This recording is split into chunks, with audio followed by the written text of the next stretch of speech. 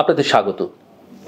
2024 সালের July August মাসে ঘটে যাওয়া রক্তাক্ত ছাত্র জনতার গণ অভ্যুত্থান বাংলাদেশের রাজনৈতিক ইতিহাসে এক নতুন অধ্যায় সূচনা করেছিল। শেখ হাসিনার দীর্ঘ এক দশকেরও বেশি সময়ের শাসনের পতন এবং ফ্যাসিবাদ বিরোধী স্লোগানে রাজপথ উত্তাল হওয়া দেশ জুড়ে আশাবাদের জোয়ার তুলেছিল। সেই পরিবর্তনের ধারাবাহিকতায় অন্তর্বর্তী সরকার গঠিত হয়, যার নেতৃত্বে আসেন নোবেলজয়ী অধ্যাপক মোহাম্মদ ইউনূস।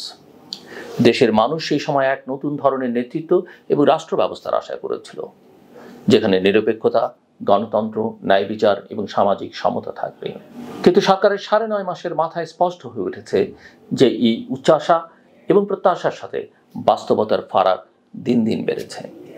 জনগণের আশা ছিল অন্তর্বর্তী সরকার একটি নির্দলীয় কাঠামোতে সব পক্ষকে অন্তর্ভুক্ত করে স্বল্প সময়ে নির্বাচনের একটি গ্রহণযোগ্য রোডম্যাপ দেবে এবং অতীতের দুঃশাসনের বিরুদ্ধে বিচার ও সংস্কারের প্রক্রিয়া গেড়েবে।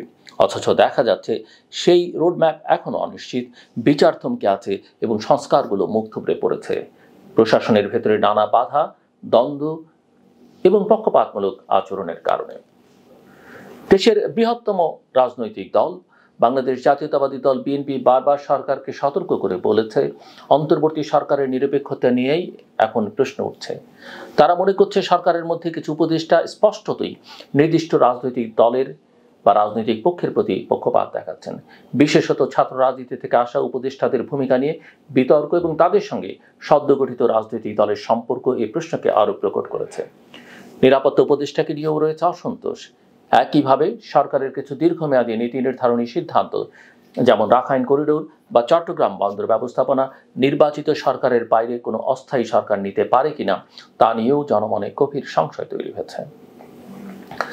অন্যদিকে সামরিক বাহিনীর সঙ্গেও সরকারের সম্পর্ক নিয়ে সৃষ্টি হয়েছে এক ধরনের দ্বিধা এবং বিভ্রান্তি। সেনাপ্রধানের বক্তব্য এবং সরকারের সঙ্গে তার দূরত্ব নিয়ে সামাজিক মাধ্যমে যেমন আলোচনা হয়েছে, তেমনি সেনাবাহিনীর পক্ষ থেকে তা খণ্ডনও করা হয়েছে। তবে বাস্তবতা হলো, আইন শৃঙ্খলা পরিস্থিতি এবং জাতীয় নিরাপত্তা নিয়ে সামরিক বাহিনীর চিন্তা এবং সরকারের সিদ্ধান্তে ফাঁকফোকর স্পষ্ট। ফ্যাসিবাদ বিরোধী ঐক্য যে এত দ্রুতই এই বিভাজনের উপনীত হবে তা কেউ কল্পনাও করতে পারেননি। জমে ওঠা এই অস্থিরতার কেন্দ্রে রয়েছে একটি গুরুত্বপূর্ণ ইস্যু, নির্বাচন কবে হবে। বিএনপি এবং বামপন্থীদের একাংশ ডিসেম্বর 2025 সালের মধ্যে নির্বাচনের জন্য অনড়। অন্যদিকে এনসিপি এবং ইসলামপন্থী দলগুলো নির্বাচনের সময় পিছিয়ে 2026 সালের মাঝামাঝি করতে চায়। সরকার এখনো পর্যন্ত বলছে নির্বাচন ডিসেম্বর থেকে জুনের মধ্যে হবে। কিন্তু এই ধোঁয়াশা অবস্থান রাজনীতিকে আরও অনিশ্চয়তার দিকে ঠেলে দিচ্ছে।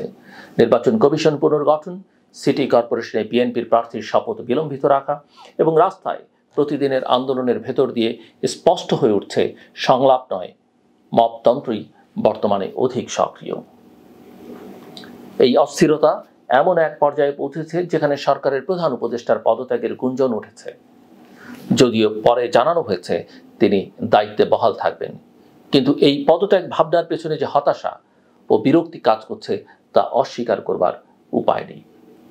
অভ্যুত্থানের মাধ্যমে দায়িত্ব নেওয়া ইউনূস এখন নিজেকে প্রায় অসহায় বোধ করছেন, কারণ সরকার গঠনের সময় যে জাতীয় ঐক্য এবং সহযোগিতার প্রতিশ্রুতি ছিল তা আজ ভেঙে পড়েছে। রাজনৈতিক দল, প্রশাসন, সামরিক বাহিনী সব পক্ষের সঙ্গে তার দূরত্ব বেড়েছে। এমনকি সরকার সমর্থক ছাত্র সংগঠন এনসিপির সঙ্গে সরকারের সম্পর্ক এখন পক্ষপাতদুষ্ট মনে করা হচ্ছে। একই সঙ্গে সামাজিক মিডিয়ায়, রাজপথে এবং সংবাদ সম্মেলনে যেভাবে বিতর্কিত উপদেষ্টাদের পদত্যাগের দাবি উঠছে তা সরকারের ভাবমূর্তিকে হুমকির মুখে ফেলেছে। উপদেষ্টা পরিষদের কিছু সদস্যের অদক্ষতা এবং বিতর্কিত বক্তব্য পরিস্থিতিকে ঘোলাটে করেছে।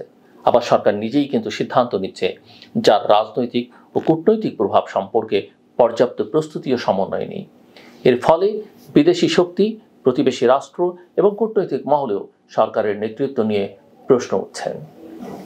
এই প্রেক্ষাপটে প্রশ্ন ওঠে, কেন সরকার এখনো একটি স্পষ্ট নির্বাচনী রোডম্যাপ দিতে পারছে না? একদিকে সরকার বলছে নির্বাচন 2025 সালের ডিসেম্বরে হতেই পারে, আবার অন্যদিকে সংস্কার না হওয়া পর্যন্ত নির্বাচন না করবার বার্তাও দিচ্ছে। এই দ্বৈত বার্তা শুধু রাজনৈতিক দলগুলোকেই বিভ্রান্ত করছে না, জনগণের মধ্যেও অনাস্থার সৃষ্টি করছে। এমনকি সামরিক বাহিনীর পক্ষ থেকেও সময় মতো নির্বাচনের বিষয়ে পরোক্ষভাবে চাপ এসেছে। এই পরিস্থিতিতে সরকার যদি দ্রুত একটি সময় নির্ধারণ না করে, তবে তার প্রতি সমর্থন হারাতে পারে আন্দোলনের মূল অংশীদাররাই। অন্তর্বর্তী সরকারের কাজ হওয়া উচিত ছিল সকল পক্ষের সঙ্গে আলোচনার মাধ্যমে একটি গ্রহণযোগ্য নির্বাচনের পথ তৈরি করা। কিন্তু বর্তমানে দেখা যাচ্ছে সরকার বরং সংযত ও প্রতিযোগিতার একটি পরিবেশ তৈরি করছে, যেখানে কেউ কাউকে বিশ্বাস করছে না এবং সকল পক্ষই নিজ নিজ অবস্থানে অনড়। এর ফলে জাতীয় ঐক্য একটি ফাঁপা ধারণায় পরিণত হয়েছে। সরকারের এই সংকট ব্যবস্থাপনার ব্যর্থতা সবচেয়ে বেশি প্রকাশ পেয়েছে ইশরাক হোসেনের মেয়র পদ সংক্রান্ত ইস্যুতে। আদালতের রায় পাওয়ার পরেও তার শপথ বিলম্বিত করা হয়েছে, যা আইনের শাসনের প্রতি সরকারের প্রতিশ্রুতির সঙ্গে সাংঘর্ষিক। একইভাবে সেনাপ্রধানের বক্তব্য নিয়ে সরকারি মহলের বিভ্রান্তিকর প্রতিক্রিয়া, সামাজিক মাধ্যমে সরকারি কর্মকর্তাদের অপ্রয়োজনীয় মন্তব্য সবকিছুই সরকারের দিশাহীনতা এবং নেতৃত্বের সংকটকে উন্মোচন করে। একই সময়ে সেনাবাহিনী এবং সরকারের মধ্যে দূরত্ব কমেছে বলে জানানো হলেও রাজনৈতিক বিশ্লেষকরা এটিকে পুরোপুরি সংকট নিরসন বলতে রাজি নন। বরং তারা মনে করছেন সরকারের অবস্থান পরিষ্কার না হওয়া এবং রাজনৈতিক দলগুলোর দাবির প্রতি দৃশ্যমান প্রতিক্রিয়া না দেওয়া সংকটকে দীর্ঘতর করতে পারে। দেশের সাম্প্রতিক ঘটনাগুলো বিশ্লেষণ করলে দেখা যায় এই সরকার এখন কেবল জনসমর্থন নয়, প্রশাসনিক ও নিরাপত্তা কাঠামোর সমন্বয়েও ব্যর্থ হচ্ছে। এই মুহূর্তে একমাত্র কার্যকর পথ হতে পারে তড়িৎ একটি নির্বাচনের রোডম্যাপ ঘোষণা, উপদেষ্টা পরিষদের পুনর্গঠন এবং অতি সত্বর একটি সর্বদলীয় বৈঠকের মাধ্যমে রাজনৈতিক সমঝোতা। সরকারের হাতে এখনো কিছু আস্থা ও গ্রহণযোগ্যতা আছে, কিন্তু যদি এই মুহূর্তে সঠিক সিদ্ধান্ত না নেওয়া হয়, তবে সেই আস্থা ভেঙে পড়বে এবং দেশ আবার অস্থিরতা, অনিশ্চয়তা এবং দ্বন্দ্বের কুয়াশায় ঢেকে যাবে।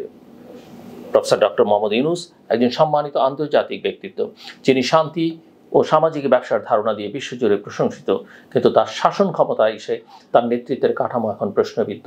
তিনি বারবার বলেছেন জুন 2026-এর পর তিনি আর থাকবেন না। তাহলে এখনই কেন সেই গন্তব্যের দিকে সুস্পষ্ট পদক্ষেপ নেওয়া হচ্ছে না?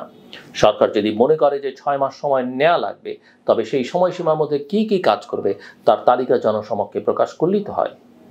কিন্তু সেখানে অনিশ্চয়তা, গুজব, দ্বিধা এবং অস্বচ্ছতা রাজত্ব করছে। গণ অভ্যুত্থানের মধ্য দিয়ে জন্ম নেয়া এই সরকার আজ যদি জনগণের প্রত্যাশার প্রতিফলন ঘটাতে না পারে, তাহলে তা ইতিহাসে আরেকটি ব্যর্থ সম্ভাবনা হিসেবে চিহ্নিত হবে। অতএব এখনো সময় আছে। অন্তর্বর্তী সরকার যদি চায়, তবে এখনো তারা জাতিকে একটি সুদৃঢ় ও গণতান্ত্রিক ভবিষ্যতের পথে এগিয়ে নিতে পারে। কিন্তু সে পথে যাত্রার জন্য এখন প্রয়োজন সাহস, দৃষ্টি এবং সিদ্ধান্ত, যা আর বিলম্ব করবার সুযোগ নেই। শেষ করবার আগে বলি, অন্যের সংস্কৃতিকে শ্রদ্ধা করবেন। একটা বিষয় আমাদের সবসময় মনে রাখা দরকার, আমরা যদি কোনো বাড়িতে যাই, সেই বাড়ির যে আচার আচরণ সেটাকে আমাদের রেসপেক্ট করতে হবে এবং সেটা মেনেই আমাদের আসলে চলতে হবে। আমরা বিদেশে গেলে বা ধরেন দেশের ভিতরে এক অঞ্চল থেকে আরেক অঞ্চলে গেলে, এক অঞ্চলের সঙ্গে আরেক অঞ্চলের, এক দেশের সঙ্গে আরেক দেশের সংস্কৃতির কিন্তু পার্থক্য আছে। আচার ব্যবহার, কথাবার্তার ধরন ধারণ, নানান কৃষ্টি, নানান কিছুতে পার্থক্য রয়েছে। তো আপনি যেখানে যাবেন সেটাই মেনে চলবেন এবং এটাও মাথায় রাখতে হবে আমাদের যে আমার সংস্কৃতিতে যেটা খুবই উত্তম, অন্যের সংস্কৃতিতে সেটা খুবই খারাপ একটা বিষয় হতে পারে। আবার আমার সংস্কৃতিতে যেটা খুবই খারাপ, অন্যের সংস্কৃতির সেটা খুবই ভালো কিছু হতে পারে। কাজেই সবসময় এই জাজমেন্টাল হওয়া যাবে না, যাচাই বাছাই করা যাবে না। আপনি যেখানে যাচ্ছেন সেই পরিসরের, সেই জনগোষ্ঠীর যে রীতিনীতি, সেটাকে আপনাকে শ্রদ্ধা জানাতে হবে, সেটার সঙ্গে অ্যাডজাস্ট করে চলতে হবে। কথাটা মনে রাখবেন। আমার সঙ্গে থাকবার জন্য অসংখ্য ধন্যবাদ। আপনাদের সবার জন্য শুভকামনা।